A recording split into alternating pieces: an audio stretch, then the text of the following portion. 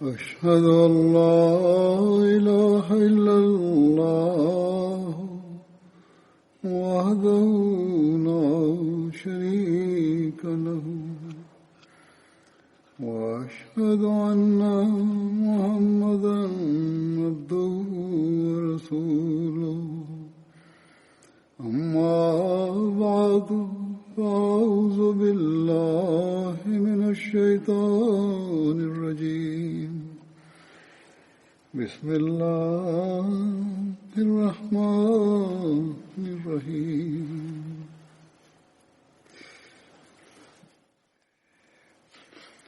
الحمد لله رب العالمين الرحمن الرحيم مالك يوم الدين إياك نعبد وإياك نستعين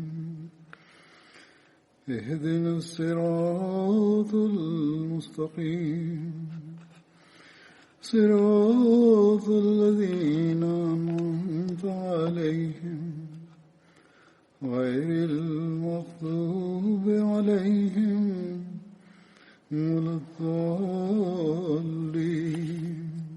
ഇന്ന് വീണ്ടും ഞാൻ ബദ്രി സഹാബകളെ കുറിച്ചാണ് പറയാൻ പോകുന്നത്. ഇന്ന് ആദ്യമായി പറയാൻ പോകുന്ന ബദ്രി സഹാബി ഹസ്രത്ത് സുഹൈബ് ബിൻ സിനാൻ റളിയല്ലാഹു അൻഹു ആണ്.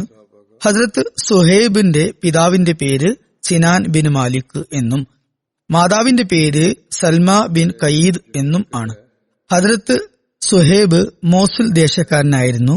ഹസ്രത്ത് സുഹൈബിന്റെ പിതാവോ പിതൃവ്യനോ പേർഷ്യൻ രാജാധിപനായ ഖുസ്രുവിന്റെ ഗവർണറായി നിയമിക്കപ്പെട്ടുകൊണ്ട് ഉബുല്ല എന്ന സ്ഥലത്ത് വരികയുണ്ടായി. ഉബുല്ലയിൽ, അതായത് അത് ദജ്ല എന്ന സ്ഥലത്തിന്റെ ബോർഡറിൽ വരുന്ന ഒരു പട്ടണമാണ്. അത് പിന്നീട് ബുസ്ര എന്നും അറിയപ്പെടുന്നു. റോമക്കാരുടെ അധിനിവേശത്തിന് ശേഷം ഹസ്രത്ത് സുഹൈബിനെ അവർ തടവിലാക്കുകയും അങ്ങനെ വളരെ ചെറിയ പ്രായത്തിൽ അദ്ദേഹത്തെ അവർ പിടിച്ചുകൊണ്ടുപോകുകയും ചെയ്തു. അബുൽ ഖാസിം മഗ്രിബിയുടെ അഭിപ്രായത്തിൽ ഹസ്രത്ത് സുഹൈബിന്റെ പേര് ഉമേറ എന്നായിരുന്നു. റോമക്കാർ സുഹൈബ് എന്ന് പേര് വെക്കുകയായിരുന്നു ഉണ്ടായിരുന്നത്. ഹസ്രത്ത് സുഹൈബിന്റെ നിറം വളരെ വെളുത്തു ചുവന്നതായിരുന്നു. ഉയരം അധികമോ കുറവോ ആയിരുന്നില്ല. അതുപോലെ ഇടതൂർന്ന മുടികളായിരുന്നു. അദ്ദേഹം റോമക്കാരുടെ ഇടയിലായിരുന്നു വളർന്നു വലുതായത്. അദ്ദേഹത്തിന് സംസാരിക്കുമ്പോൾ വിക്കുണ്ടാകുമായിരുന്നു. കൽബ് എന്ന വ്യക്തി അദ്ദേഹത്തെ റോമക്കാരിൽ നിന്നും വിലക്ക് വാങ്ങുകയും അദ്ദേഹത്തോടൊപ്പം വേറൊരു വ്യക്തിയും കൂടെ ഉണ്ടായിരുന്നു. ഇരുകൂട്ടരും അദ്ദേഹത്തെ മക്കയിലേക്ക് കൊണ്ടുപോകുകയും ചെയ്തു. പിന്നീട് അബ്ദുള്ള ബിൻ ജദ്ആൻ അദ്ദേഹത്തെ വിലക്ക് വാങ്ങുകയും തുടർന്ന് അദ്ദേഹത്തെ സ്വതന്ത്രനാക്കുകയും ചെയ്തു. ഹസ്രത്ത് സുഹൈബ് അബ്ദുള്ള ബിൻ ജദ്ആന്റെ മരണം വരെ അദ്ദേഹത്തോടൊപ്പം മക്കയിൽ താമസിച്ചു. അപ്പോഴാണ് റസൂൽ കരീം സല്ലല്ലാഹു അലൈഹി വസല്ലമയെ അള്ളാഹു പ്രവാചകനായി നിയോഗിച്ചത്. ഒരു നിവേദനത്തിന്റെ അടിസ്ഥാനത്തിൽ ഹസ്രത്ത് സുഹൈബിന്റെ മക്കൾ പറയുന്നത്, ഹസ്രത്ത് സുഹൈബിന് ബുദ്ധിയും ബോധവും വന്ന പ്രായത്തിൽ തന്നെ അദ്ദേഹം റോം വിട്ട് നാട് വിട്ടു പോകുകയുണ്ടായി. അങ്ങനെ മക്കയിൽ എത്തിച്ചേരുകയുണ്ടായി. അബ്ദുള്ള ബിൻ ജദ്ആന്റെ അഭയാർത്ഥിയായി അദ്ദേഹം താമസിച്ചു.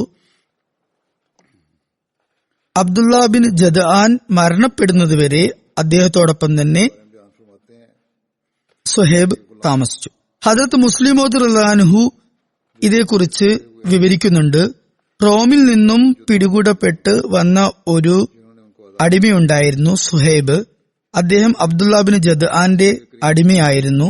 പിന്നീട് അദ്ദേഹം മോചിതനായി. അദ്ദേഹം റസൂൽ കരീം സല്ലല്ലാഹു അലൈഹി വസല്ലമയിൽ വിശ്വാസം കൈക്കൊണ്ടു.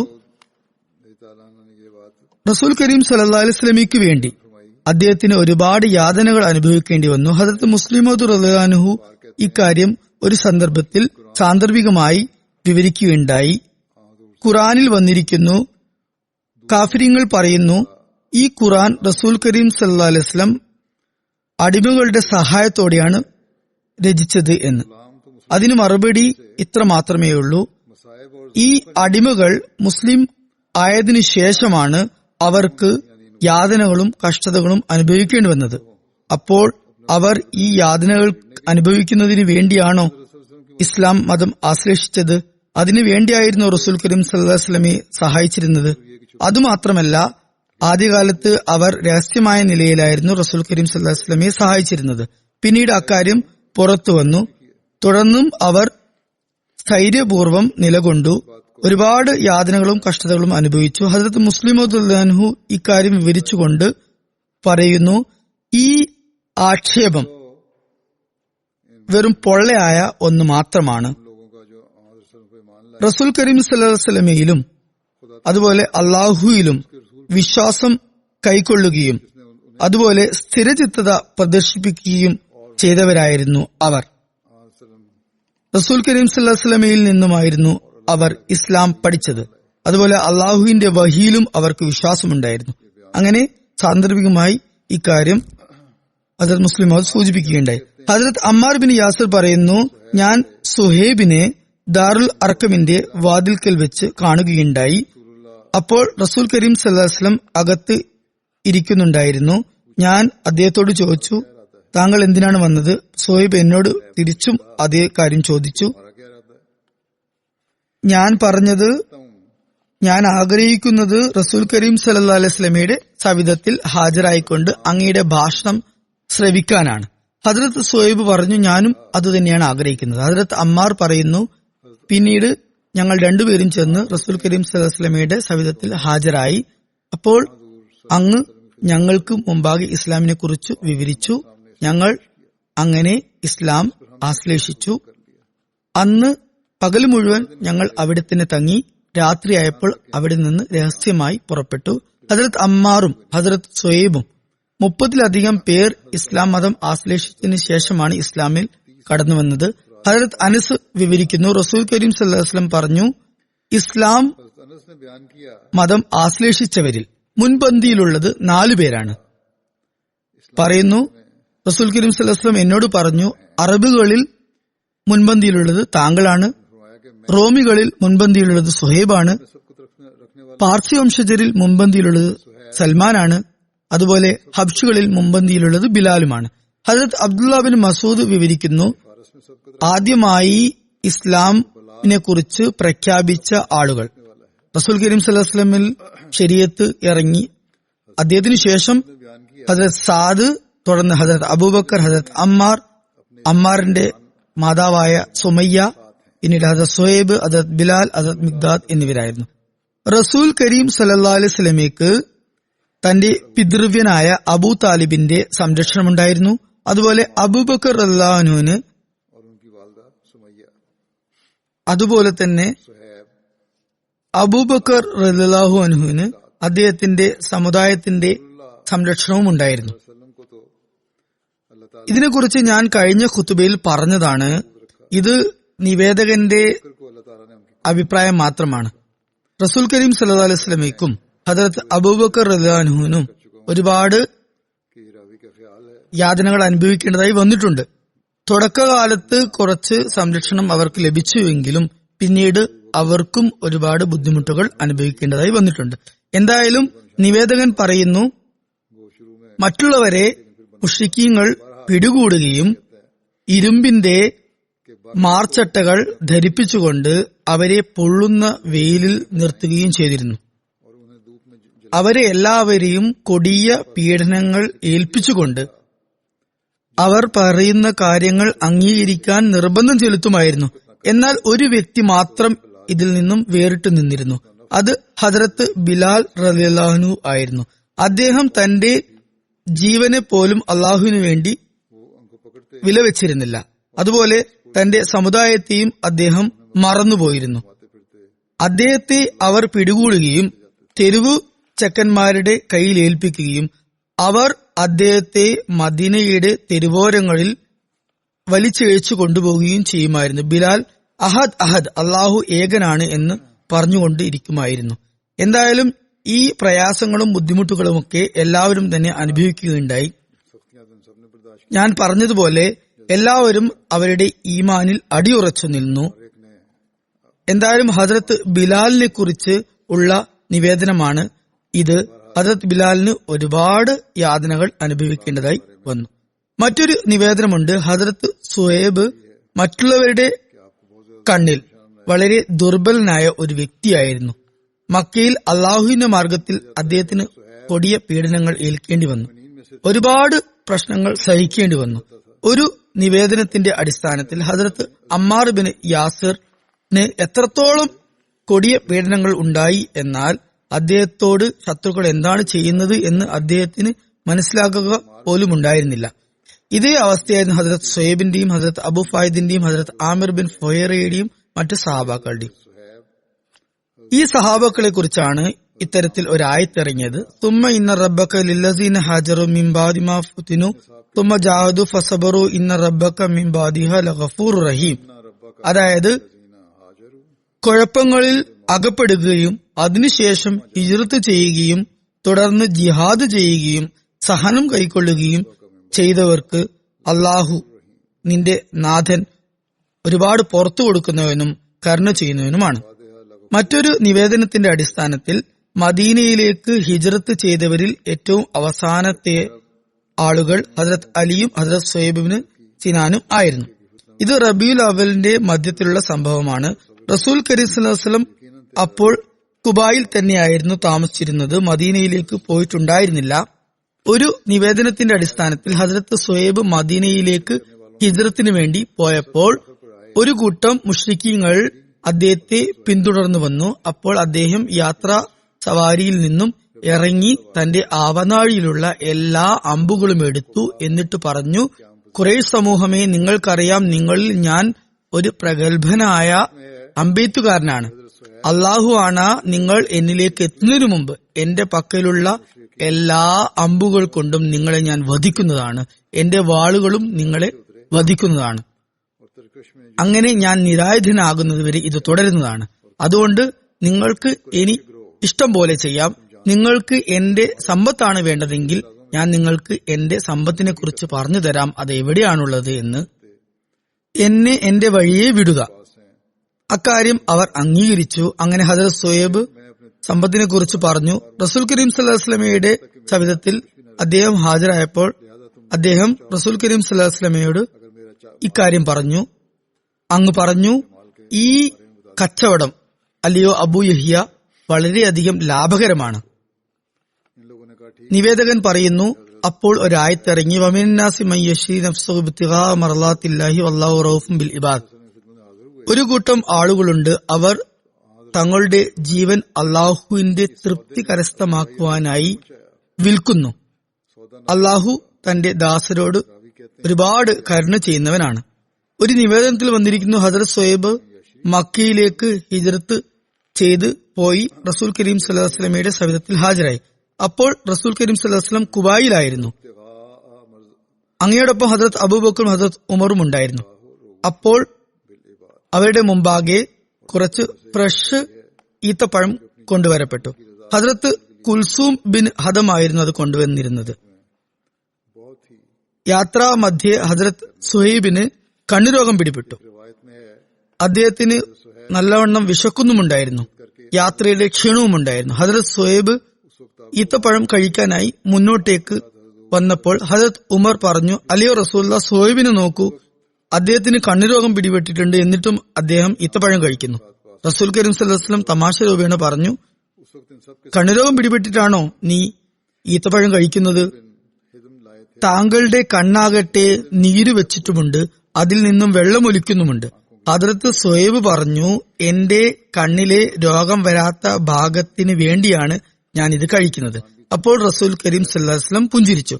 പിന്നീട് ഹദ്രത്ത് സുഹൈബ് ഹദ്രത്ത് അബൂബക്കറിനെ നോക്കി പറഞ്ഞു, താങ്കൾ എന്നോട് വാക്ക് പറഞ്ഞിരുന്നു ഹിജ്റത്ത് ചെയ്തു പോകുമ്പോൾ എന്നെയും കൂടെ കൊണ്ടുപോകുമെന്ന്. എന്നാൽ താങ്കൾ എന്നെ ഉപേക്ഷിച്ചിട്ട് പോയി.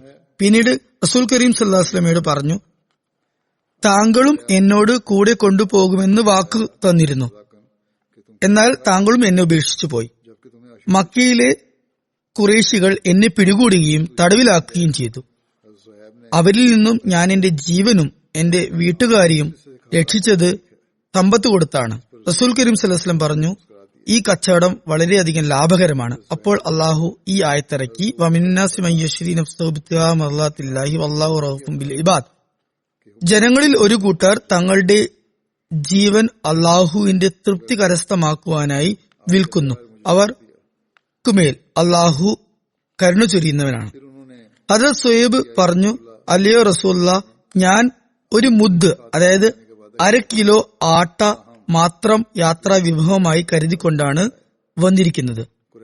അബ്വാ പ്രദേശത്ത് എത്തിയപ്പോൾ ഞാനത് കുഴച്ചു ചുട്ടു. റസൂൽ കരീം സല്ലല്ലാഹു അലൈഹി വസല്ലമയുടെ അടുത്ത് അങ്ങനെയാണ് ഞാൻ വന്നത്. അതായത് ആ യാത്രയിൽ അത്രമാത്രം ഭക്ഷണം മാത്രമേ ഉണ്ടായിരുന്നുള്ളൂ.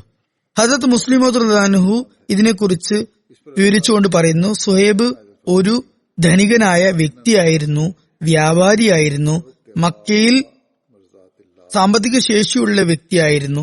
എന്നാൽ ഈ ധനികനാണ്, അതുപോലെ സ്വതന്ത്രനാണ്, അടിമയല്ല എന്നൊക്കെ ഇരിക്കെ ഖുറൈശികൾ അദ്ദേഹത്തെ തല്ലി ബോധം കെടുത്തുമായിരുന്നു. റസൂൽ കരീം സല്ലല്ലാഹു അലൈഹി വസല്ലം മദീനയിലേക്ക് ഹിജ്റത്ത് പോയപ്പോൾ സുഹൈബും ഹിജ്റത്ത് ചെയ്യാൻ ആഗ്രഹിച്ചു. എന്നാൽ മക്കക്കാർ അദ്ദേഹത്തെ തടഞ്ഞു. അവർ പറഞ്ഞു, നീ ഇവിടെ നിന്ന് സമ്പാദിച്ച സ്വത്ത് മക്കക്ക് പുറത്തു കൊണ്ടുപോകാൻ നിന്നെ ഞങ്ങൾ അനുവദിക്കുന്നതല്ല. സുഹൈബ് പറഞ്ഞു, നിങ്ങൾക്ക് ഞാൻ എന്റെ സ്വത്ത് മുഴുവൻ തന്നാൽ നിങ്ങൾ എന്നെ പോകാൻ അനുവദിക്കുമോ? അപ്പോൾ അവർ സമ്മതിച്ചു. അവർക്ക് അദ്ദേഹം തന്റെ എല്ലാ സ്വത്തും കൊടുത്തു. വെറും കൈയോടുകൂടി മദീനയിലേക്ക് പോയി. റസൂൽ കരീം സല്ലല്ലാഹു അലൈഹി വസല്ലമയുടെ സവിധത്തിൽ ഹാജരായി. റസൂൽ കരീം സല്ലല്ലാഹു അലൈഹി വസല്ലം പറഞ്ഞു, അല്ലയോ സുഹൈബ്, നിന്റെ ഈ കച്ചവടം മുമ്പുള്ള എല്ലാ കച്ചവടത്തെക്കാളും ലാഭകരമാണ്. അതായത് മുമ്പ് സാധനം കൊടുത്ത് പൈസ നീ നേടിയിരുന്നു, എന്നാൽ ഇപ്പോൾ പൈസ കൊടുത്ത് നീ ഈമാൻ നേടിയിരിക്കുന്നു. റസൂൽ കരീം സല്ലല്ലാഹു അലൈഹി വസല്ലം ഹദ്റത്ത് സുഹൈബ് മക്കയിൽ നിന്നും മദീനയിലേക്ക് ഹിജ്റത്ത് ചെയ്തു പോയതിനു ശേഷം ഹദ്റത്ത് ഹാരിസ് ബിൻ സിമയുടെയും അദ്ദേഹത്തിന്റെയും ഇടയിൽ സാഹോദര്യബന്ധം സ്ഥാപിച്ചു. ഹദ്റത്ത് സുഹൈബ് ബദർ, ഉഹദ്, ഖന്ദഖ് തുടങ്ങി എല്ലാ യുദ്ധങ്ങളിലും റസൂൽ കരീം സല്ലല്ലാഹു അലൈഹി വസല്ലമയോടൊപ്പം ഉണ്ടായിരുന്നു. ഹദ്റത്ത് ആയിസ് ബിൻ അമർ നിവേദനം ചെയ്യുന്നു, ഹദ്റത്ത് സൽമാൻ, ഹദ്റത്ത് സുഹൈബ്, ഹദ്റത്ത് ബിലാൽ ഇവരെല്ലാവരും ഇരിക്കുകയായിരുന്നു. അപ്പോൾ അതിലൂടെ അബൂ സുഫ്യാൻ ബിൻ ഹറബ് കടന്നുപോയി. ആളുകൾ പറഞ്ഞു, അള്ളാഹുവിന്റെ വാള് ഇപ്പോഴും അള്ളാഹുവിന്റെ ഒരു ശത്രുവിന്റെ മേൽ പതിച്ചിട്ടില്ല. അപ്പോൾ ഹദരത്ത് അബൂബക്കർ അവരോട് ചോദിച്ചു, ഖുറൈശിന്റെ ഒരു നേതാവിനെ കുറിച്ചാണ് നിങ്ങൾ ഇങ്ങനെ പറയുന്നത്? ഇക്കാര്യം റസൂൽ കരീം സല്ലല്ലാഹു അലൈഹി വസല്ലമക്ക് അറിയാനിടയായി. അപ്പോൾ റസൂൽ കരീം സല്ലല്ലാഹു അലൈഹി വസല്ലം പറഞ്ഞു, അല്ലയോ അബൂബക്കർ, താങ്കൾ അവരെ പ്രകോപിതരാക്കി എന്ന് തോന്നുന്നു. താങ്കൾ അവരെ പ്രകോപിതരാക്കി എങ്കിൽ താങ്കൾ അള്ളാഹുവിനെയും പ്രകോപിതരാക്കിയിരിക്കുന്നു. അപ്പോൾ ഹദ്രത്ത് അബൂബക്കർ അവരുടെ അടുത്ത് തിരിച്ചു വന്നുകൊണ്ട് പറഞ്ഞു, അല്ലയോ എന്റെ സഹോദരങ്ങളെ, നിങ്ങൾ പ്രകോപിതരായോ?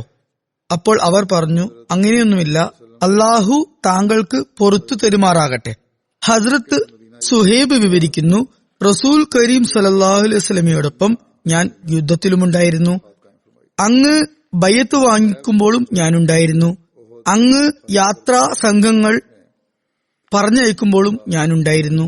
അങ്ങയോടൊപ്പം ചെറുതും വലുതുമായ എല്ലാ യുദ്ധത്തിലും ഞാനുണ്ടായിരുന്നു.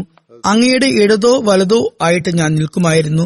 മറ്റുള്ളവർ മുൻനിരയിൽ അപകടമുണ്ട് എന്ന് കരുതുമ്പോൾ ഞാൻ മുൻനിരയിലേക്ക് പോകുമായിരുന്നു. മറ്റുള്ളവർക്ക് പിൻനിരയിൽ അപകടം മണക്കുമ്പോൾ ഞാൻ പിൻനിരയിലേക്ക് പോകുമായിരുന്നു. ഞാൻ റസൂൽ കരീം സല്ലല്ലാഹു അലൈഹി വസല്ലം മരിക്കുന്നതുവരെ ഒരിക്കൽ പോലും അങ്ങയെ ശത്രുക്കളുടെയും എന്റെയും ഇടയിൽ ആക്കുന്ന ഒരു അവസരവും ഞാൻ സൃഷ്ടിച്ചിട്ടുണ്ടായിരുന്നില്ല. ഹദ്രത്ത് സുഹൈബ് വാർദ്ധക്യത്തിൽ ആളുകളെ ഒരുമിച്ച് കൂട്ടി തന്റെ യുദ്ധവേളകളിലുള്ള രസകരമായ സംഭവങ്ങൾ വിവരിക്കുമായിരുന്നു. ഹദ്രത്ത് സുഹൈബിന്റെ ഭാഷ അജ്മിയായിരുന്നു. അതായത് അറബികൾ സംസാരിക്കുന്നത് പോലെ ശുദ്ധമായ അറബി അദ്ദേഹം സംസാരിച്ചിരുന്നില്ല. സെയ്ദ് ബിൻ അസ്ലം തന്റെ പിതാവിൽ നിന്നും നിവേദനം ചെയ്യുന്നു, ഞാൻ ഹദ്രത്ത് ഉമറിന്റെ കൂടെ പോവുകയായിരുന്നു. അങ്ങനെ ഹദ്രത്ത് സുഹൈബിന്റെ ഒരു തോട്ടത്തിലെത്തി. അത് ആലിയ എന്ന സ്ഥലത്ത് ഉള്ളതാണ്. ഹദ്രത്ത് സുഹൈബ് ഹദ്രത്ത് ഉമറിനെ കണ്ടതും യനാസ് യനാസ് എന്ന് വിളിക്കാൻ തുടങ്ങി. അന്നാസ് എന്ന് പറഞ്ഞതുപോലെ ഹദ്രത്ത് ഉമറിന് തോന്നി, അതായത് ജനങ്ങളെ എന്ന് വിളിക്കുന്നത് പോലെ. ഹദ്രത്ത് ഉമർ ചോദിച്ചു, ഇയാൾ എന്തിനാണ് ജനങ്ങളെ വിളിക്കുന്നത്? അപ്പോൾ നിവേദകൻ പറഞ്ഞു, അദ്ദേഹത്തിന് ഒരു അടിമയുണ്ട്, അയാളെയാണ് വിളിക്കുന്നത്. ആ അടിമയുടെ പേര് യോഹനസ് എന്നാണ്. എന്നാൽ അദ്ദേഹത്തിന്റെ നാവിൽ വിക്കുള്ളത് കൊണ്ടാണ് അദ്ദേഹം ഇങ്ങനെ പറയുന്നത്. അവിടെ അങ്ങനെ സംസാരമുണ്ടായി. അതിനുശേഷം ഹസ്രത്ത് ഉമർ അദ്ദേഹത്തോട് പറഞ്ഞു, അല്ലയോ സുഹൈബ്, 3 കാര്യങ്ങളിൽ മാത്രമാണ് ഞാൻ നിന്നിൽ ന്യൂനത കാണുന്നത്. അവ ഇല്ലെങ്കിൽ നിനക്കുമേൽ ഞാൻ ആർക്കും തന്നെ ശ്രേഷ്ഠത കൽപ്പിക്കുമായിരുന്നില്ല. ഞാൻ കാണുന്നു, നീ സ്വയം അറബിയാണെന്ന് പറയുന്നു, എന്നാൽ നിന്റെ ഭാഷ അജ്മിയാണ്. നീ നിന്റെ കുലനാമം അബൂ യഹ്യ എന്ന് പറയുന്നു, എന്നാൽ അത് ഒരു നബിയുടെ പേരാണ്. നീ നിന്റെ സമ്പത്ത് ദുർവ്യയം ചെയ്യുന്നു. ഹദ്രത്ത് സ്വൈബ് മറുപടിയായി പറഞ്ഞു, ഞാൻ സമ്പത്ത് ദുർവ്യയം ചെയ്യുന്ന കാര്യത്തെക്കുറിച്ച് പറയുകയാണെങ്കിൽ എവിടെ ചെലവാക്കണം എന്ന് തോന്നുന്നുവോ അവിടെയാണ് ഞാൻ ചെലവാക്കുന്നത്. എന്റെ കുലനാമത്തെക്കുറിച്ച് പറയുകയാണെങ്കിൽ അത് റസൂൽ കരീം സല്ലല്ലാഹു അലൈഹി വസല്ലം ആണ് അബൂ യഹ്യ എന്ന് വെച്ചിട്ടുള്ളത്. അതൊരിക്കലും തന്നെ ഞാൻ ഉപേക്ഷിക്കുകയില്ല. അതുപോലെ ഞാൻ അറബി ആണ് എന്ന് പറയുന്നതിനെ കുറിച്ചാണ് പറയുന്നതെങ്കിൽ റോമക്കാരുടെ ഇടയിലാണ് ഞാൻ വളരെ ചെറുപ്പത്തിൽ തന്നെ തടവുകാരനായി കൊണ്ടുവരപ്പെട്ടത്.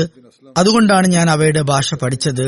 എന്റെ ബന്ധം നമർ ബിൻ കാസിദ് എന്ന ഗോത്രവുമായിട്ടാണ്. ഹദ്രത്ത് ഉമർ ഹദ്രത്ത് സുഹൈബിനോട് ഒരുപാട് സ്നേഹം വെച്ച് പുലർത്തിയിരുന്നു. അദ്ദേഹത്തെക്കുറിച്ച് വളരെ നല്ല ധാരണയായിരുന്നു ഉണ്ടായിരുന്നത്. എത്രത്തോളം എന്നാൽ ഹദ്രത്ത് ഉമറിന് പരിക്കേറ്റപ്പോൾ അദ്ദേഹം വസിയത്ത് ചെയ്തത് എന്റെ ജനാസ സുഹൈബ് നമസ്കരിപ്പിക്കണമെന്നും ഷൂറ സമിതി ഒരു ഖലീഫയെ തിരഞ്ഞെടുക്കുന്നവരെ 3 ദിവസം മുസ്ലിങ്ങൾക്ക് അദ്ദേഹം ഇമാമത്ത് നിൽക്കണം എന്നുമായിരുന്നു. ഹദ്രത്ത് സുഹൈബിന്റെ വഫാത്ത് ശവ്വാൽ മാസം 38 ഹിജ്രിയിൽ ഉണ്ടായി. ചില നിവേദനങ്ങളുടെ അടിസ്ഥാനത്തിൽ 39 ഹിജ്രിയിലാണ് വഫാത്തുണ്ടായത്. മരണസമയത്ത് അദ്ദേഹത്തിന് 73 ആയിരുന്നു വയസ്സ്. ചില നിവേദനങ്ങളിൽ 70 വയസ്സും എന്നും വന്നിട്ടുണ്ട്. മദീനയിലാണ് അദ്ദേഹത്തെ കബറടക്കിയത്. അടുത്ത സഹാബിയുടെ പേര് ഹസ്രത്ത് സാദ് ബിൻ റബി എന്നാണ്. ഹസ്രത്ത് സാദ് ബിൻ റബിയുടെ ബന്ധം അൻസാറിന്റെ ഒരു ഗോത്രമായ ഖസ്റജിലെ ഒരു കുടുംബമായ ബനു ഹാരിസുമായി ആയിരുന്നു. അദ്ദേഹത്തിന്റെ പിതാവിന്റെ പേര് റബി ബിൻ അമർ എന്നും മാതാവിന്റെ പേര് ഹസീല ബിൻത് അൻബ എന്നുമായിരുന്നു. ഹദ്രത്ത് സാദിന് 2 ഭാര്യമാരുണ്ടായിരുന്നു. ഒരാളുടെ പേര് അമ്ര ബിൻത് ഹസം എന്നും രണ്ടാമത്തെ ആളുടെ പേര് ഹബീബ ബിൻത് സെയ്ദ് എന്നുമായിരുന്നു. ഹദ്രത്ത് സാദ് ബിൻ റബീക്ക് 2 പെൺകുട്ടികളുണ്ടായിരുന്നു. ഒരു മകൾ ഉമ്മ സയ്യിദ് എന്നും ഒരിടത്ത് വന്നിട്ടുണ്ട്. അവരുടെ യഥാർത്ഥ നാമം ജമീല എന്നാണ്. ഹദ്രത്ത് സാദ് ബിൻ റബി ജാഹിലിയ കാലഘട്ടത്തിൽ തന്നെ അക്ഷരാഭ്യാസം നേടിയിരുന്നു. അക്കാലത്ത് അങ്ങനെയുള്ളവർ കുറവായിരുന്നു. ഹദ്രത്ത് സാദ് ബനു ഹാരിസ് ഗോത്രത്തിലെ ഒരു നക്കീബ്, ഒരു മേൽനോട്ടക്കാരനായിരുന്നു. അദ്ദേഹത്തോടൊപ്പം ഹദ്രത്ത് അബ്ദുള്ള ബിൻ റവാഹിയും ആ ഗോത്രത്തിൽ നക്കീബായി ഉണ്ടായിരുന്നു. ഹദ്രത്ത് സാദ് 1ാമത്തെ അക്ബാ ബയ്യത്തിലും 2ാമത്തെ അക്ബാ ബയ്യത്തിലും പങ്കെടുത്തിരുന്നു. മദീനയിൽ ഹിജ്റത്ത് ചെയ്ത സമയത്ത് റസൂൽ കരീം സല്ലല്ലാഹു അലൈഹി വസല്ലം ഹദ്രത്ത് സാദിനെയും ഹദ്രത്ത് അബ്ദുറഹ്മാൻ ബിൻ ഔഫിനെയും സഹോദര്യ ബന്ധത്തിൽ കൂട്ടിച്ചേർത്തു. സഹീ ബുഖാരിയുടെ ഒരു നിവേദനത്തിൽ ഹദ്രത്ത് അബ്ദുറഹ്മാൻ ബിൻ ഔഫ് വിവരിക്കുന്നു, ഞങ്ങൾ മദീനയിൽ വന്നപ്പോൾ റസൂൽ കരീം സല്ലല്ലാഹു അലൈഹി വസല്ലം എന്നെയും സാദ് ബിൻ റബിയെയും സഹോദര ബന്ധത്തിൽ ഏർപ്പെടുത്തി. ഞാൻ സാദ് ബിൻ റബിയോട് പറഞ്ഞു, ഞാൻ അൻസാറുകളിൽ വെച്ച് ഏറ്റവും ധനികനാണ്. ഞാൻ അതുകൊണ്ട് എന്റെ സമ്പത്ത് പകുതി നിനക്ക് തരാം. അതുപോലെ എനിക്ക് 2 ഭാര്യമാരുണ്ട്. താങ്കൾ ആഗ്രഹിക്കുന്ന ഒരാളെ എടുത്തുകൊള്ളുക, ഞാൻ തലാക്ക് നൽകാം. അതുപോലെ ഇദ്ദ കാലാവധി കഴിഞ്ഞാൽ താങ്കൾക്ക് അവരെ വിവാഹം ചെയ്യാവുന്നതുമാണ്. ഇത് കേട്ടപ്പോൾ ഹദ്രത്ത് അബ്ദുറഹ്മാൻ ഹദ്രത്ത് സാദിനോട് പറഞ്ഞു, എനിക്ക് അതിന്റെ ആവശ്യമില്ല. എവിടെയാണ് കച്ചവടങ്ങൾ നടത്തുന്ന മാർക്കറ്റ് ഉള്ളത് എന്ന് മാത്രം പറഞ്ഞു തരിക. ഹദ്രത്ത് സാദ് കേൻക എന്ന ഒരു മാർക്കറ്റിനെ കുറിച്ച് പറഞ്ഞു. അത് മനസ്സിലാക്കിയ ഹദ്രത്ത് അബ്ദുറഹ്മാൻ പിറ്റേന്ന് രാവിലെ തന്നെ അവിടെ പോയി പനീറും ഘീയും വാങ്ങിച്ചു കൊണ്ടുവന്നു. അതുപോലെ എല്ലാ ദിവസവും രാവിലെ അദ്ദേഹം മാർക്കറ്റിൽ പോയി വന്നുകൊണ്ടിരുന്നു. കുറച്ചു കാലം കഴിഞ്ഞപ്പോൾ തന്നെ ഹദ്രത്ത് അബ്ദുറഹ്മാൻ വന്നു. അദ്ദേഹത്തിനു മേൽ കുങ്കുമത്തിന്റെ അടയാളമുണ്ടായിരുന്നു. റസൂൽ കരീം സല്ലല്ലാഹു അലൈഹി വസല്ലമയുടെ സവിധത്തിൽ ഹാജരായപ്പോൾ റസൂൽ കരീം സല്ലല്ലാഹു അലൈഹി വസല്ലമയ്ക്ക് മനസ്സിലായില്ല എന്താ കാര്യമെന്ന്. സാധാരണ നിലയിൽ കുങ്കുമം ഉണ്ടാകുക പുതുതായി വിവാഹം കഴിച്ച ആളുകളുടെ മേത്താണ്. അപ്പോൾ റസൂൽ കരീം സല്ലല്ലാഹു അലൈഹി വസല്ലം ചോദിച്ചു, താങ്കളുടെ വിവാഹം നടന്നോ? അദ്ദേഹം മറുപടി പറഞ്ഞു, അതെ. അപ്പോൾ റസൂൽ കരീം സല്ലല്ലാഹു അലൈഹി വസല്ലം ചോദിച്ചു, ആരുമായി? അപ്പോൾ അദ്ദേഹം പറഞ്ഞു, അൻസാറിലുള്ള ഒരു സ്ത്രീയുമായി. അപ്പോൾ അങ്ങ് ചോദിച്ചു, എത്രയാണ് മഹർ കൊടുത്തത്? അപ്പോൾ അദ്ദേഹം പറഞ്ഞു, ഒരു കിഴി സ്വർണം, അല്ലെങ്കിൽ ഒരു കിഴിയുടെ അത്ര സ്വർണം കൊടുത്തു. റസൂൽ കരീം സല്ലല്ലാഹു അലൈഹി വസല്ലം പറഞ്ഞു, വലീമ നടത്തുക. അത് ഒരു ആടിനെ അറുത്തായാലും ശരി. അദ്ദേഹത്തിന് തന്റെ കഴിവനുസരിച്ച് വലീമ നടത്താൻ വേണ്ടി അങ്ങ് ഉപദേശിച്ചു. ഹദ്രത്ത് സാദ് ബിൻ റബിയ ബദറിലും ഉഹദിലും പങ്കെടുത്തു. ഉഹദ് യുദ്ധത്തിൽ ഷഹീദാകുകയുണ്ടായി. ഉഹദ് യുദ്ധത്തിന്റെ ദിവസം റസൂൽ കരീം സല്ലല്ലാഹു അലൈഹി വസല്ലം പറഞ്ഞു, എനിക്ക് സാദിനെ കുറിച്ചുള്ള വിവരം ആരാണ് നൽകുക? അപ്പോൾ ഒരു വ്യക്തി പറഞ്ഞു, ഞാൻ വിവരം നൽകാം.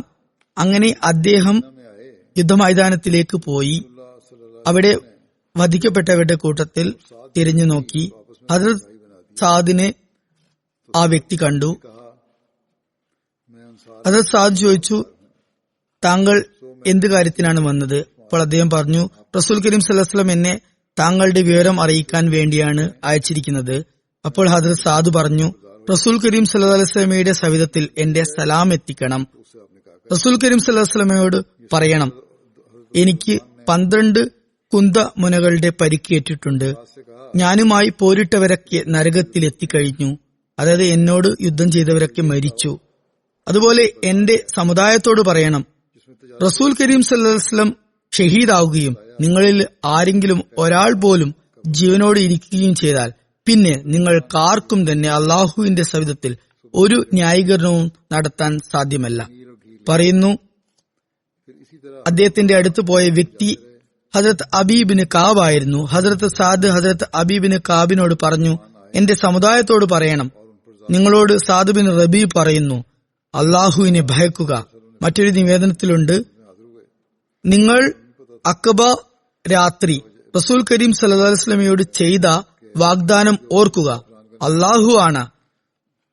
റസൂൽ കരീം സല്ലല്ലാഹു അലൈഹി വസല്ലമയുടെ അടുത്ത് കാഫിരീങ്ങൾ എത്തുകയും നിങ്ങളിൽ ഒരാളുടെ പോലും കണ്ണ് തുറന്നിട്ടിരിക്കുകയും, അതായത് ഒരാൾ പോലും ജീവനോട് ഇരിക്കുകയും ചെയ്താൽ പിന്നെ അള്ളാഹുവിന്റെ മുമ്പിൽ അവതരിപ്പിക്കാൻ നിങ്ങൾക്ക് യാതൊരു ന്യായീകരണവും ഉണ്ടാകുകയില്ല.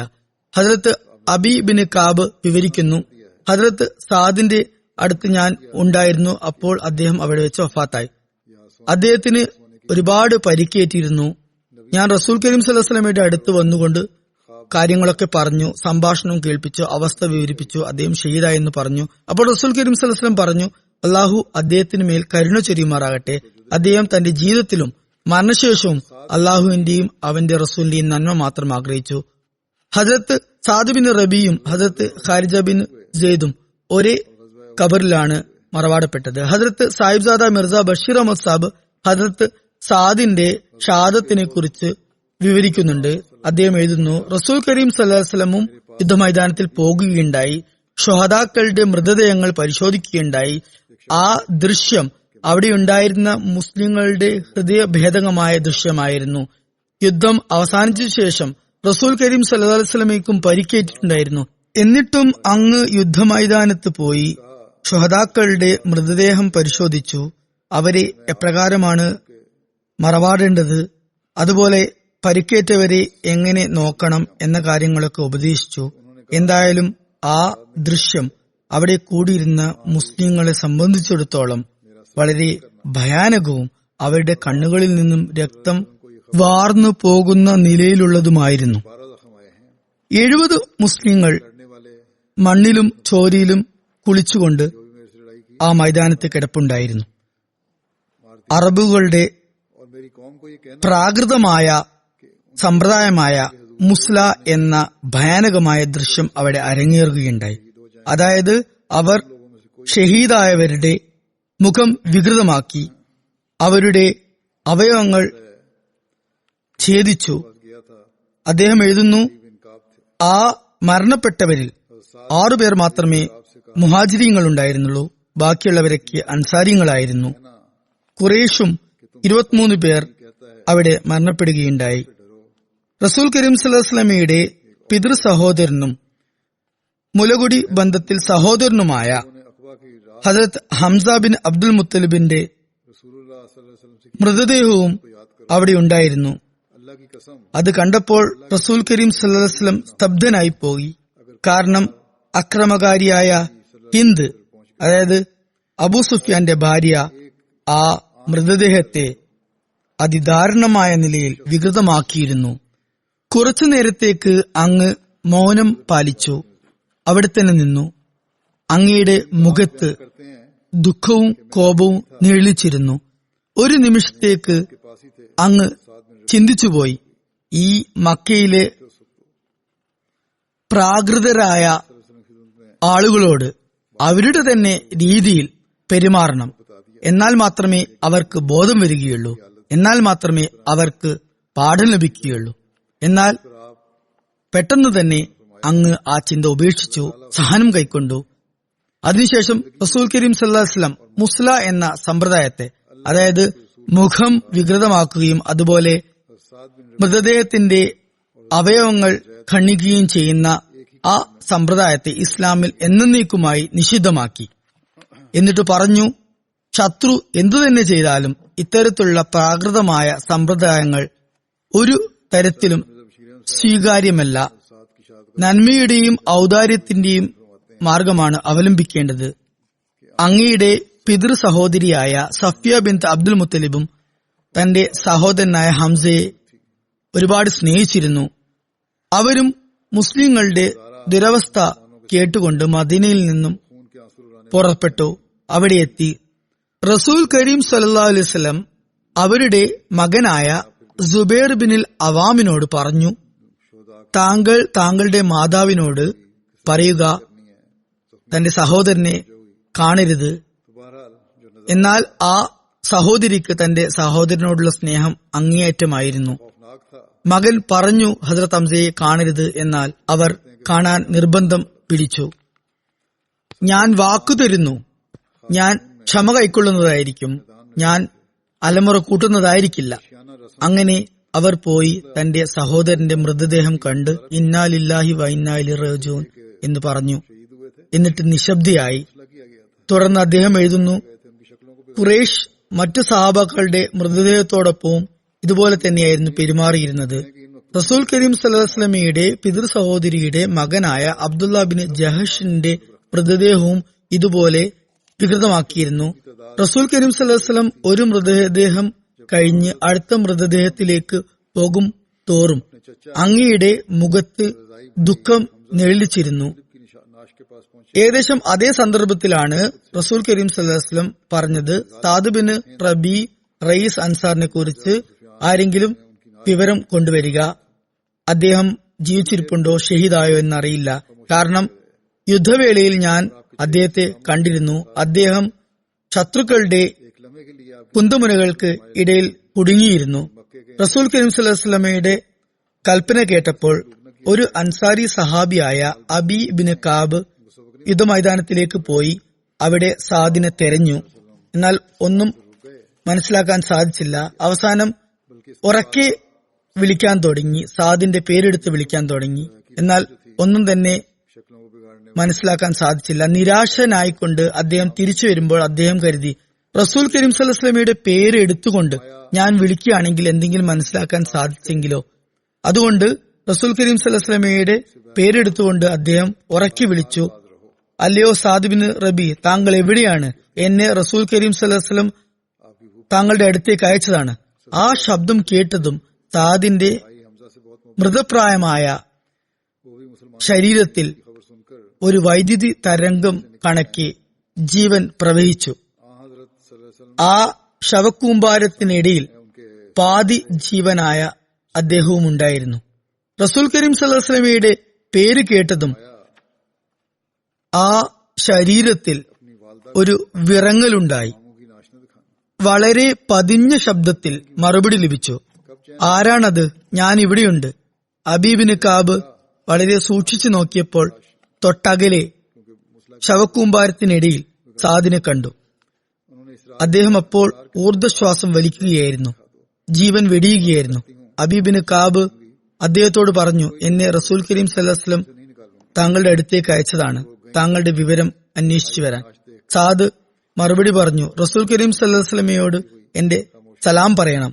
എന്നിട്ട് പറയണം, അള്ളാഹു പ്രവാചകന്മാർക്ക് അവരുടെ അനുയായികളുടെ കുർബാനികളുടെയും അതുപോലെ ആത്മാർത്ഥതയുടെയും ഫലമായി നൽകുന്ന പ്രതിഫലം അങ്ങേക്ക് മറ്റു നബിമാരെക്കാൾ കൂടുതലായി ലഭിക്കട്ടെ. അങ്ങയുടെ കണ്ണിന് കുളിർമ ലഭിക്കട്ടെ. അതുപോലെ എന്റെ മുസ്ലിം സഹോദരങ്ങളോടും എന്റെ സലാം എത്തിക്കണം.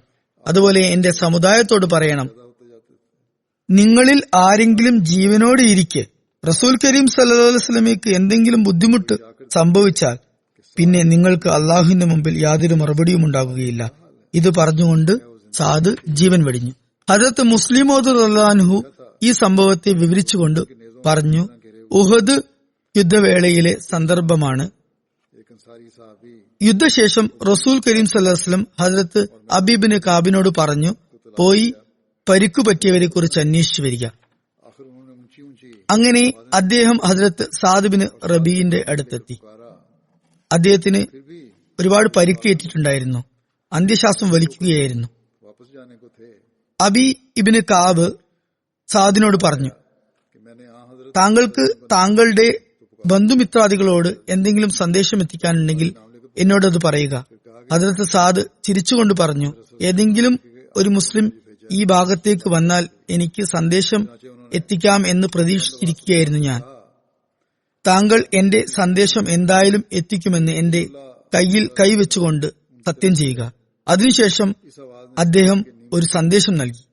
പറഞ്ഞു, എന്റെ മുസ്ലിം സഹോദരന്മാരോട് എന്റെ സലാം പറയുക.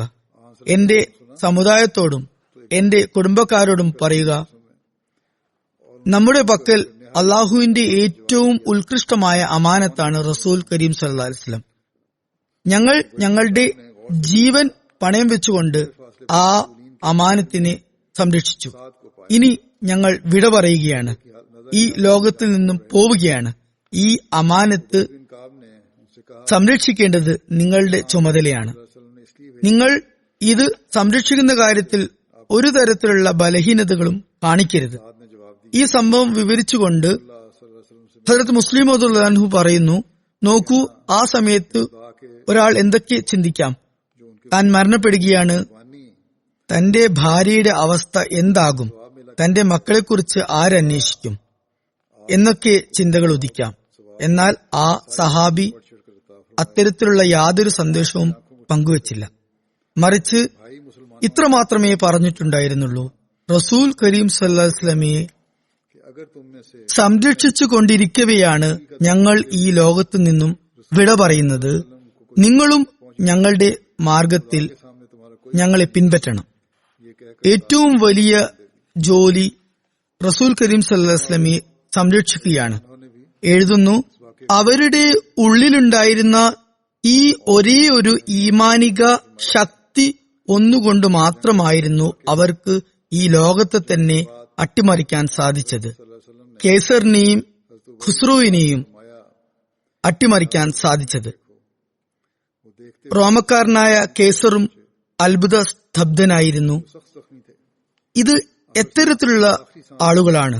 അതുപോലെ പേർഷ്യക്കാരനായ ഖുസ്രോ തന്റെ സേനാനായകന് ഇപ്രകാരം കത്തെഴുതി, നിങ്ങൾക്ക് ഈ അറബികളെ കീഴ്പ്പെടുത്താൻ സാധിക്കുന്നില്ലെങ്കിൽ നിങ്ങൾ ഇങ്ങോട്ട് തിരിച്ചു വന്ന് വീട്ടിൽ സ്ത്രീകളെപ്പോലെ വളകളിട്ട് ഇരുന്നു കൊള്ളുക.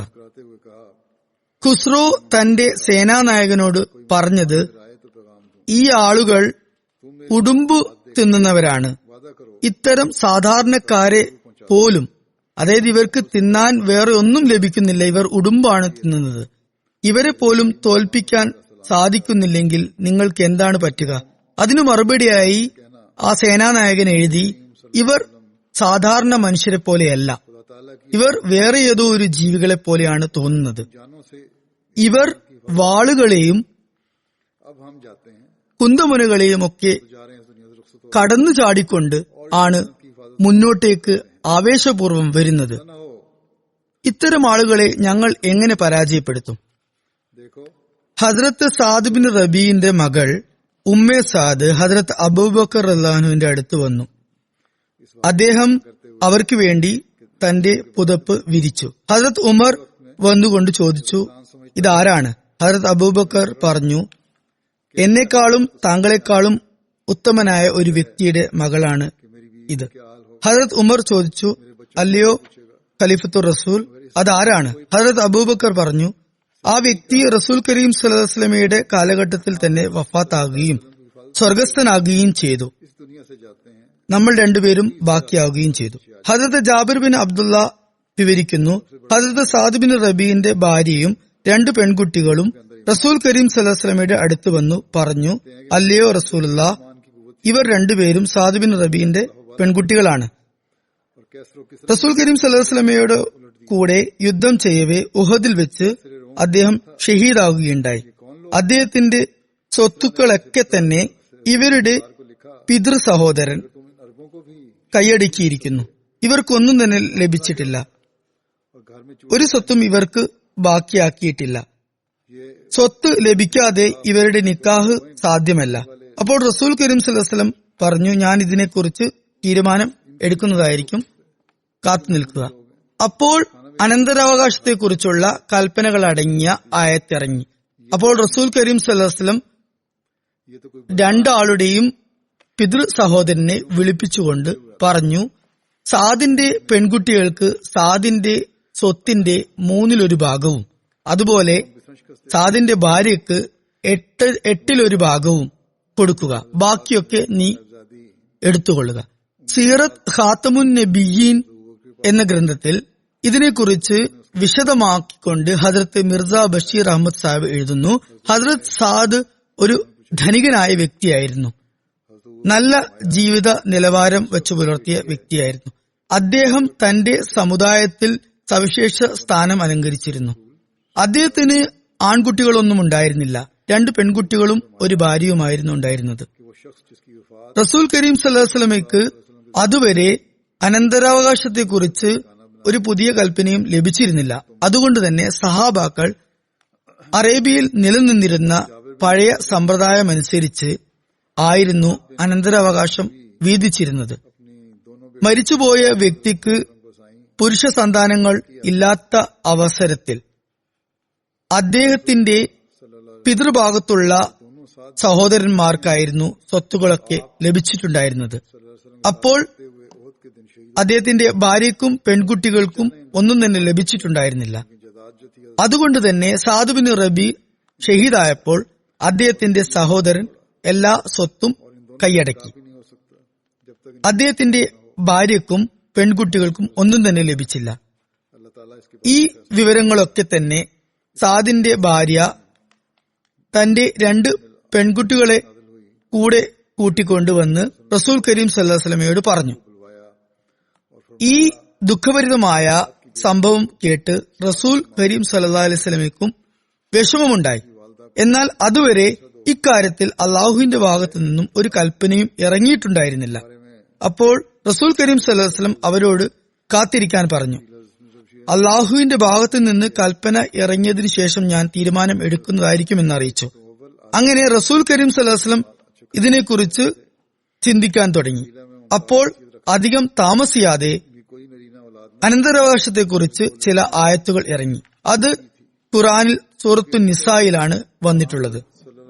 അപ്പോൾ റസൂൽ കരീം സല്ലല്ലാഹു അലൈഹി വസല്ലം സാദിന്റെ സഹോദരനെ വിളിപ്പിച്ചുകൊണ്ട് പറഞ്ഞു, സാദിന്റെ സ്വത്തുക്കളിൽ നിന്നും 3/2 ഭാഗം അദ്ദേഹത്തിന്റെ പെൺകുട്ടികൾക്കും 8/1 ഭാഗം അദ്ദേഹത്തിന്റെ ഭാര്യയ്ക്കും കൊടുക്കുക. ബാക്കി ഉള്ളത് താങ്കൾ എടുത്തുകൊള്ളുക. ആ സമയം മുതൽക്കാണ് അനന്തരാവകാശം എങ്ങനെ വീതിക്കണം എന്നതിനെ കുറിച്ചുള്ള പുതിയ കൽപ്പനയ്ക്ക് ആരംഭം കുറിച്ചത്.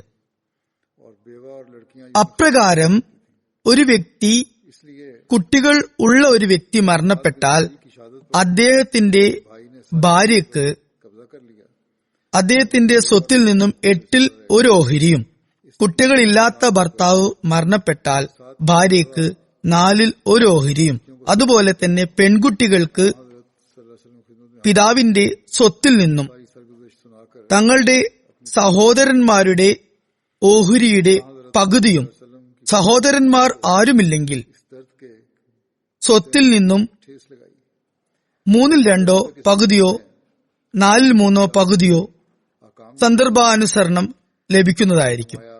അതുപോലെ ഒരു മാതാവിന് തന്റെ ആൺസന്താനത്തിന് കുട്ടികളുണ്ട് എങ്കിൽ ആ മകൻ മരിക്കുകയാണെങ്കിൽ 6ൽ 1 ഭാഗവും, മകന് കുട്ടികളൊന്നുമില്ലെങ്കിൽ സ്വത്തിന്റെ 3ൽ 1 ഭാഗവും ലഭിക്കുന്നതാണ്. അതുപോലെ മറ്റ് അനന്തരാവകാശികൾക്കും എത്ര വിഹിതമാണ് ഉള്ളത് എന്ന് നിശ്ചയിക്കപ്പെട്ടു. അങ്ങനെ സ്ത്രീകൾക്ക് മുമ്പ് നിഷേധിക്കപ്പെട്ട അവയുടെ അവകാശങ്ങൾ തിരികെ ലഭിച്ചു. ഹദ്രത്ത് മിർസ ബഷീർ അഹമ്മദ് സാബ് ഒരു നോട്ട് എഴുതുന്നു. ഒരു സന്ദർഭത്തിൽ അദ്ദേഹം പറയുന്നു, റസൂൽ കരീം സല്ലല്ലാഹു അലൈഹി വസല്ലമയുടെ അധ്യാപനങ്ങളിൽ സവിശേഷ പ്രാധാന്യം അർഹിക്കുന്ന ഒരു അധ്യാപനം സ്ത്രീകളുടെ അവകാശ സംരക്ഷണത്തെക്കുറിച്ചാണ്. അവർക്ക് അനുവദനീയവും അവർക്ക് അർഹവുമായ അവകാശങ്ങൾ പൂർണ്ണമായും അങ്ങ് നൽകുകയുണ്ടായി. സത്യത്തിൽ ലോക ചരിത്രത്തിൽ റസൂൽ കരീം സല്ലല്ലാഹു അലൈഹി വസല്ലമയ്ക്ക് മുമ്പോ റസൂൽ കരീം സല്ലല്ലാഹു അലൈഹി വസല്ലമയ്ക്ക് ശേഷമോ ആരും തന്നെ ഇത്തരത്തിൽ സ്ത്രീകളുടെ അവകാശങ്ങൾ സംരക്ഷിച്ചിട്ടില്ല. അത് അനന്തരാവകാശത്തിന്റെ കാര്യത്തിലായാലും ശരി, വിവാഹ കാര്യത്തിലായാലും ശരി, ഭാര്യാഭർത്തൃ ബന്ധത്തിന്റെ കാര്യത്തിലായാലും ശരി, തലാഖ് ഖുലയുടെ കാര്യത്തിലായാലും ശരി, അതുപോലെ തന്നെ സ്വന്തമായി സ്വത്ത് സമ്പാദിക്കുന്നതിനെ സംബന്ധിച്ചായാലും ശരി, സ്വന്തം സ്വത്ത് വിനിയോഗിക്കുന്നതിനെ കുറിച്ചായാലും ശരി, വിദ്യാഭ്യാസം നേടുന്നതിനെ കുറിച്ചായാലും ശരി, അതുപോലെ മക്കളുടെ ചുമതല നിർവഹിക്കുന്നതിനെ കുറിച്ചും മക്കളുടെ ശിക്ഷണത്തെക്കുറിച്ചുമായാലും ശരി, അതുപോലെ സമൂഹത്തിന്റെയും രാജ്യത്തിന്റെയും കാര്യങ്ങളിൽ ഇടപെടലുകൾ നടത്തുന്നതിനെ കുറിച്ചുള്ള അവകാശത്തെക്കുറിച്ചായാലും ശരി, വ്യക്തിപരമായ സ്വാതന്ത്ര്യത്തെക്കുറിച്ചായാലും ശരി, ദീനീപരമായ അവകാശങ്ങളെക്കുറിച്ചും കടമകളെക്കുറിച്ചായാലും ശരി, അങ്ങനെ ദീനിയായതും ഭൗതികവുമായ എല്ലാ രംഗങ്ങളിലും സ്ത്രീകൾക്ക് സ്ഥാനം നൽകിയത് അങ്ങാണ്. അതുപോലെ തന്നെ അവരുടെ എല്ലാ അർഹമായ അവകാശങ്ങളും നേടിക്കൊടുത്തതും സംരക്ഷിച്ചതും അത് തന്റെ സമുദായത്തിന്റെ ഒരു അമാനത്താണ്, കടമയാണ് എന്ന് പ്രഖ്യാപിച്ചതും അങ്ങാണ്. അക്കാരണം കൊണ്ടാണ് അറേബ്യയിലെ സ്ത്രീകൾ റസൂൽ കരീം സല്ലല്ലാഹു അലൈഹി വസല്ലമയുടെ ആഗമനത്തെ തങ്ങളുടെ മോക്ഷത്തിന്റെ സന്ദേശമായി കണക്കാക്കുന്നത്. തുടർന്ന് അദ്ദേഹം എഴുതുന്നു, ഞാൻ ഇതിനെക്കുറിച്ച് കൂടുതൽ വിശദീകരണം നൽകിയാൽ ഞാൻ എന്റെ വിഷയത്തിൽ നിന്ന് വ്യതിചലിക്കുമെന്ന് ഭയക്കുന്നു. എന്തായാലും സ്ത്രീകളുടെ അവകാശങ്ങളെക്കുറിച്ച് പറയുകയാണെങ്കിൽ റസൂൽ കരീം സല്ലല്ലാഹു അലൈഹി വസല്ലം നൽകിയ അധ്യാപനങ്ങൾ വളരെ ഉദാത്തവും ശ്രേഷ്ഠവുമാണ്. അതുപോലുള്ളത് മറ്റൊരു മതത്തിലോ മറ്റൊരു സംസ്കാരത്തിലോ നമുക്ക് കാണാൻ സാധിക്കുകയില്ല. അങ്ങയുടെ വളരെ സുന്ദരമായ എന്നാൽ സത്യപൂർണമായ ഒരു വചനമുണ്ട്, ഹബിബ ഇലാ മിൻ ദുനിയാകും നിസാ വത്തീബ് വജുഇലത് ഖുറത്തു ഐനി ഫിസ്സലാത്ത്. അതായത് എന്റെ പ്രകൃതത്തിന് ലൗകിക വസ്തുക്കളിൽ ഏറ്റവും കൂടുതൽ പ്രിയങ്കരമായത് സ്ത്രീയും അതുപോലെ തന്നെ സുഗന്ധവുമാണ്. എന്നാൽ എന്റെ കണ്ണുകൾക്ക് കുളിർമ നൽകുന്നത് നമസ്കാരം, അതായത് ദൈവാരാധനയാണ്. ഇന്ന് ലോകത്ത് സ്ത്രീകളുടെ അവകാശങ്ങളെക്കുറിച്ച് സംസാരിക്കുന്നു. അവരുടെ സ്വാതന്ത്ര്യവുമായി യാതൊരു ബന്ധവുമില്ലാത്ത ഉപരിപ്ലവമായ കാര്യങ്ങളാണ് അവർ സംസാരിക്കുന്നത്. എന്നാൽ ഇസ്ലാം സ്ത്രീകൾക്ക് വിലക്കുകൾ ഏർപ്പെടുത്തിയിട്ടുണ്ടെങ്കിൽ അതും അവരുടെ അന്തസ്സ് നിലനിർത്തുന്നതിനും വീടുകളിലുള്ള സമാധാന അന്തരീക്ഷം നിലനിർത്തുന്നതിനും അതുപോലെ വരും തലമുറയുടെ ശിക്ഷണത്തെ മുൻനിർത്തിയുമാണ്. എന്നാൽ ഇസ്ലാമിനു മേൽ ആരോപണം ഉന്നയിക്കുന്നവർ ഇക്കാര്യങ്ങളിലും ആക്ഷേപം ഉന്നയിക്കുന്നു. എന്നാൽ യഥാർത്ഥത്തിൽ സ്ത്രീകളുടെ സ്വാതന്ത്ര്യത്തെക്കുറിച്ചും സ്ത്രീകൾക്ക് അവകാശം നേടിക്കൊടുക്കുന്നതിനെ കുറിച്ചുമുള്ള യഥാർത്ഥ അധ്യാപനം ഇസ്ലാമിന്റേത് മാത്രമാണ്. അള്ളാഹു ലോകത്തിന് ഈ യാഥാർത്ഥ്യം മനസ്സിലാക്കിക്കൊണ്ട് അശുദ്ധ ചിന്താഗതികളും കുഴപ്പങ്ങളും ഇല്ലാതാക്കാൻ ഉള്ള തൗഫീക്ക് നൽകുമാറാകട്ടെ. നമ്മുടെ സ്ത്രീകളും ഈ കാര്യം മനസ്സിലാക്കേണ്ടതുണ്ട്. അവരും ചിലപ്പോഴൊക്കെ ലോകത്തിന് പിറകെ ചലിക്കാറുണ്ട്. ലോകത്ത് സ്വാതന്ത്ര്യം എന്നത് ഇന്ന കാര്യത്തിലാണ് എന്ന് അവർ പറയുന്നു. അവർക്കും ഈ യാഥാർത്ഥ്യം മനസ്സിലാക്കേണ്ടതായുണ്ട്. അതുപോലെ ഇസ്ലാം സ്ത്രീകൾക്ക് നൽകിയ സ്ഥാനവും അവർ മനസ്സിലാക്കണം. അതുപോലെ ഒരു മതവും ഇപ്രകാരം നൽകിയിട്ടില്ല. അതുപോലെ നാമമാത്രമായ പ്രബുദ്ധരായ ഒരു സ്ത്രീ അവകാശ സംരക്ഷണ സമിതികളും ഒരു പ്രസ്ഥാനവും ഇപ്രകാരം അനുവദിച്ചിട്ടില്ല. അള്ളാഹു പുരുഷന്മാർക്കും ഇസ്ലാമിക അധ്യാപനങ്ങളുടെ അടിസ്ഥാനത്തിൽ സ്ത്രീകളുടെ അവകാശങ്ങൾ നിറവേറ്റാനുള്ള തൗഫീക്ക് നൽകുമാറാകട്ടെ. അങ്ങനെ ഈ സമൂഹം സമാധാനപൂർണമായ ഒരു സമൂഹമായി മാറട്ടെ. അതിനുശേഷം ഞാൻ വളരെ ചുരുങ്ങിയ നിലയിൽ ഇന്നത്തെ അവസ്ഥ മുൻനിർത്തിക്കൊണ്ട് ദുആക്ക് പറയാൻ ആഗ്രഹിക്കുകയാണ്. നിങ്ങളെല്ലാവരും ദുആ ചെയ്യണം. അള്ളാഹു കൊറോണ വൈറസിന്റെ ഈ മഹാമാരിയിൽ നിന്നും ലോകത്തിന് മോചനം നൽകുമാറാകട്ടെ. അതുപോലെ തന്നെ ഈ മനുഷ്യന്റെ നിലനിൽപ്പും മനുഷ്യന്റെ രക്ഷയും ഏകനായ അള്ളാഹുവിലേക്ക് കുമ്പിടുന്നതിലൂടെ മാത്രമാണ്. പരസ്പരം കടമകൾ നിറവേറ്റുന്നതിൽ മാത്രമാണ്. ലോകത്തു നിന്നും കുഴപ്പങ്ങളും കലാപങ്ങളും തുടച്ചു നീക്കുന്നതിലും ത്യാഗങ്ങൾ സമർപ്പിക്കുന്നതിലുമാണ് എന്ന കാര്യം മനസ്സിലാക്കാൻ അള്ളാഹു എല്ലാവർക്കും തൗഫീക്ക് നൽകുമാറാകട്ടെ. നീതിയുക്തമായ നിലയിൽ സംവിധാനങ്ങൾ മുന്നോട്ടു പോക്കാൻ ഭരണകൂടങ്ങൾക്കും അള്ളാഹു ബുദ്ധി നൽകുമാറാകട്ടെ. അതുപോലെ അമേരിക്കയിൽ ഇപ്പോൾ ഉണ്ടായിക്കൊണ്ടിരിക്കുന്ന അശാന്തിയും അതുപോലെ അസ്വസ്ഥതകളും ഒക്കെ തന്നെ ഇല്ലാതായി തീരുമാറാകട്ടെ. പ്രത്യേകിച്ച് അഹമ്മദികളെ അതിന്റെ ദുഷ്പ്രഭാവത്തിൽ നിന്ന് രക്ഷിക്കുമാറാകട്ടെ. അതുപോലെ പൊതുജനങ്ങളും ശരിയായ നിലയിൽ തങ്ങളുടെ അവകാശവാദങ്ങൾ ഉന്നയിക്കുന്നവരും അതുപോലെ തങ്ങളുടെ അവകാശങ്ങൾ നേടിയെടുക്കുന്നവരും ആയിത്തീരുമാറാകട്ടെ. ആഫ്രിക്കൻ അമേരിക്കൻസ് ഒരുപാട് നാശനഷ്ടങ്ങൾ നടത്തിക്കൊണ്ട് തങ്ങളുടെ വീടുകൾ തന്നെ കത്തിച്ചുകൊണ്ട് ചെയ്യുന്ന പ്രവൃത്തികളുടെ നഷ്ടം അവർക്കു തന്നെയാണ്. ഇക്കാര്യം പല ആഫ്രിക്കൻ നേതാക്കളും പറഞ്ഞതുമാണ്. തങ്ങളുടെ വീടുകൾ നശിപ്പിക്കരുത്, കത്തിക്കരുത് എന്ന്. തങ്ങളുടെ അവകാശം നേടിയെടുക്കണമെങ്കിൽ അത് അനുവദനീയമായ രീതിയിലായിരിക്കണം. അതുപോലെ ഭരണകൂടം അനുവദിച്ച നിലയിൽ മാത്രമായിരിക്കണം പ്രൊട്ടസ്റ്റ് നടത്തേണ്ടത്. തങ്ങളുടെ സ്വത്തുക്കൾ നശിപ്പിച്ചുകൊണ്ട് ഈ ചെയ്യുന്ന കാര്യത്തിൽ ഫലമൊന്നുമില്ല, മറിച്ച് നഷ്ടമാണുള്ളത്. ഇക്കാര്യത്തെക്കുറിച്ച് പ്രൊട്ടസ്റ്റ് ചെയ്യുന്നവരും ചിന്തിക്കേണ്ടതുണ്ട്. അതുപോലെ ഭരണകൂടവും ഇക്കാര്യം മനസ്സിലാക്കേണ്ടതുണ്ട്. ഈ കുഴപ്പങ്ങളൊക്കെ ഉണ്ടാകുന്നത് ശക്തി ഉപയോഗിച്ചാണ് എല്ലാ പ്രശ്നങ്ങളും പരിഹരിക്കാൻ സാധിക്കുകയുള്ളൂ എന്ന ഒരു ചിന്താഗതിയുടെ പരിണിത ഫലമായാണ്. എന്നാൽ നീതിപൂർവം എല്ലാ പൗരന്മാരുടെയും അവകാശങ്ങൾ അനുവദിച്ചുകൊണ്ട് ഭരണകൂടം മുന്നേറുമ്പോൾ മാത്രമേ ഈ രാജ്യത്ത് സമാധാനവും ശാന്തിയും നിലനിൽക്കുകയുള്ളൂ. അതുകൂടാതെ അത് സാധ്യമല്ല. എത്ര കണ്ട് ശക്തിയുള്ള ഭരണകൂടമായാലും ശരി, പൊതുജനങ്ങൾ അസ്വസ്ഥമായാൽ അവരുടെ മുമ്പാകെ ഒരു ഭരണകൂടത്തിനും നിൽക്കക്കള്ളി ഉണ്ടാകുകയില്ല. എന്തായാലും അള്ളാഹു ലോകത്തു നിന്നും എല്ലാ കുഴപ്പങ്ങളും ദൂരീകരിക്കുമാറാകട്ടെ. ഭരണകൂടങ്ങൾക്ക് പൊതുജനങ്ങളുടെ അവകാശങ്ങൾ നൽകുന്നവരാക്കി അവരെ തീർക്കുമാറാകട്ടെ. അതുപോലെ തങ്ങൾക്ക് അനുവദനീയമായ നിലയിൽ ഭരണകൂടങ്ങൾക്ക് മേൽ സമ്മർദ്ദം ചെലുത്തിക്കൊണ്ട് അവർ തങ്ങളുടെ അവകാശങ്ങൾ നേടിയെടുക്കുന്നവരായി തീരുമാറാകട്ടെ. അതുപോലെ പാകിസ്ഥാൻ ഭരണകൂടവും ഇക്കാര്യം ചിന്തിക്കേണ്ടതുണ്ട്. വെറും മുല്ലാക്കളുടെ ഭയനിമിത്തം അഹമ്മദികളിൽ അവർ ഇന്ന് ഒരുപാട് യാതനകൾ അടിച്ചേൽപ്പിക്കുന്നു. അവരും നീതിപൂർവം ഭരണ സംവിധാനം മുന്നോട്ട് കൊണ്ടുപോകേണ്ടതാണ്. തങ്ങളുടെ ചരിത്രത്തിൽ നിന്നും പാഠം ഉൾക്കൊള്ളേണ്ടതാണ്. അഹമ്മദികളെ കുറിച്ചുള്ള ഈ കാര്യത്തിൽ അല്ലെങ്കിൽ ഈ ഇഷ്യൂ എടുത്തുകൊണ്ട് അതിക്രമങ്ങളും അക്രമങ്ങളും അഴിച്ചുവിട്ടുകൊണ്ട് ഒരു ഭരണകൂടത്തിനും നിലനിൽക്കാൻ സാധിക്കുകയില്ല, സാധിച്ചിട്ടുമില്ല. ഈ ഇഷ്യൂ എടുത്തുകൊണ്ട് തങ്ങളുടെ ഭരണം ദീർഘകാലം കൊണ്ടുപോകാം എന്നുള്ള ചിന്ത ഒഴിവാക്കേണ്ടതുണ്ട്. ഈ അക്രമങ്ങളുടെ ഫലമായി ലോകത്ത് അഹമ്മദിയത്തിന് അഭിവൃദ്ധി മുമ്പത്തേക്കാൾ ഉപരി മാത്രമേ ഉണ്ടായിട്ടുള്ളൂ. അങ്ങനെ തന്നെ ഉണ്ടാകുകയും ചെയ്യുന്നതാണ് ഇൻഷാ അല്ലാഹ്. ഇത് അള്ളാഹുവിന്റെ പ്രവർത്തനങ്ങളാണ്. ഇത് തടയാൻ ആർക്കും സാധ്യമല്ല. നാം ദുആ ചെയ്യുന്നത് അള്ളാഹു എല്ലാ ഭാഗത്തും അതിക്രമങ്ങളും കുഴപ്പങ്ങളും അശാന്തിയും ദൂരീകരിക്കുമാറാകട്ടെ. ഈ മഹാമാരി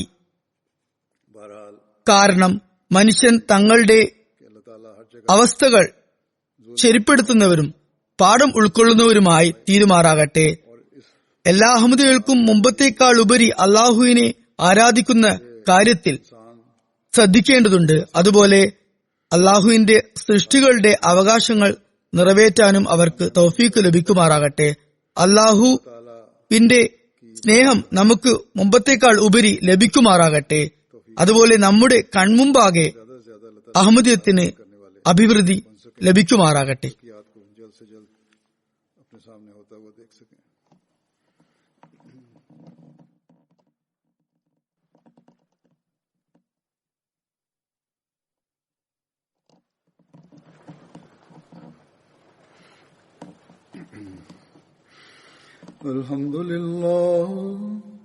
الحمد لله نحمده ونستعينه ونستغفره ونؤمن به ونتوكل عليه ونعوذ بالله من شرور أنفسنا ومن سيئات أعمالنا من يهده الله فلا مضل له ومن يضلل فلا هادي له ونشهد أن لا إله إلا الله ونشهد أن محمدا عبده ورسوله عباد الله رحمكم الله إن الله يأمر بالعدل والإحسان وإيتاء ذي القربى